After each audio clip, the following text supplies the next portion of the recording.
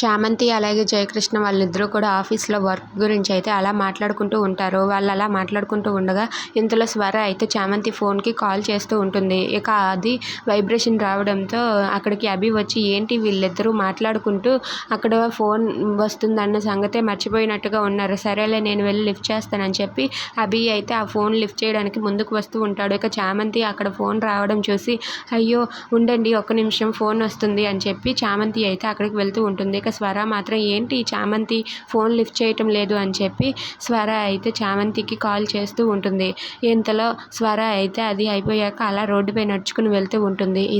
ఇంతలో అదే రోడ్డు పైన సారంగి కూడా నడుచుకుని వస్తూ ఉంటుంది. ఇక స్వరని చూసి ఆ రోజు స్వరకి నేను అన్యాయం చేశాను కదా, అందుకే ఇప్పుడు నా బిడ్డకి ఆరోగ్యం ఎంత దారుణంగా ఉందేమో, ఇప్పుడు ఆ అమ్మాయికి నేను నిజం చెప్పేస్తానని చెప్పి అనుకుంటూ ఉంటుంది. ఇంతలో అటుగా వచ్చిన ఝాన్సీ అయితే సారంగి స్వరతో మాట్లాడడం చూసి ఝాన్సీ ఒక్కసారిగా షాక్ అయిపోతుంది.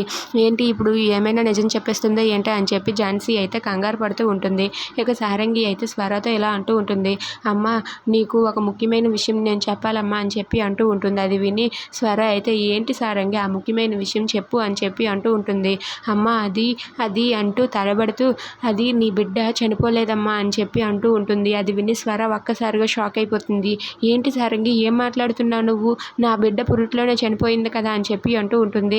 అది కాదమ్మా నీ బిడ్డ చనిపోలేదు, నీ బిడ్డను వేరే వాళ్ళకి ఇచ్చేసామమ్మా, ఇదంతా చేయించింది ఆ ఝాన్సీ ఏనమ్మా అని చెప్పి సారంగి స్వరతో అంటూ ఉంటుంది.